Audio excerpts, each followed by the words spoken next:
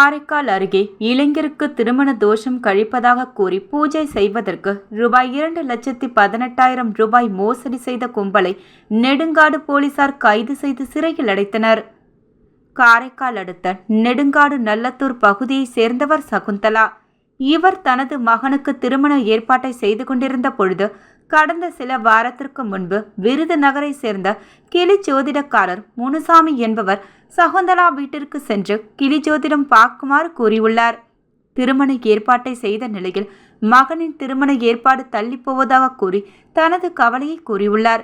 இதனை கண்ட முனுசாமி தனக்கு தெரிந்த ஒருவர் இதுபோன்ற பிரச்சனைகளுக்கு சிறப்பு பூஜை செய்து தந்தால் உடனே திருமணம் நடக்கும் என ஆசை வார்த்தைகள் கூறி தனக்கு தெரிந்த தூத்துக்குடியை சேர்ந்த சுகந்தி மற்றும் தென்காசியை சேர்ந்த வினோத்ராஜ் ஆகியோரை அறிமுகம் செய்து வைத்து மகனுக்கு உள்ள திருமண தோஷத்தை கழிக்க சிறப்பு பூஜைகள் செய்ய வேண்டும் என கூறி ரூபாய் 2,18,000 பணம் பூஜை பொருட்களுக்காக தனியாக ரூபாய் 35,000 ஏமாற்றி பெற்றுக்கொண்டார்.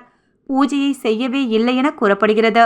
இந்த நிலையில் அவர்கள் பணத்தை பெற்றுக்கொண்டு பூஜை எதுவும் செய்யாததால் சந்தேகமடைந்த சகுந்தலா கடந்த சில நாட்களுக்கு முன் நெடுங்காடு காவல் நிலையத்தில் புகார் அளித்தார்.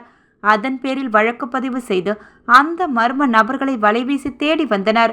அப்பொழுது திருமண தோஷம் கழிப்பதாக கூறி பூஜை செய்வதற்கு பணத்தை பெற்றுக்கொண்டு மோசடி செய்த முனுசாமி, சுகந்தி, வினோத்ராஜ் என 3 பேரும் தமிழக பகுதியில் இதே போன்று அவர்களின் கைவரிசையை காட்டும் போது அவர்களை போலீசார் கைது செய்து அவர்களிடம் இருந்து ரூபாய் 12,000 பணம் பூஜை பொருட்களை பறிமுதல் செய்து காரைக்கால் நீதிமன்றத்தில் ஆஜர்படுத்தினர்.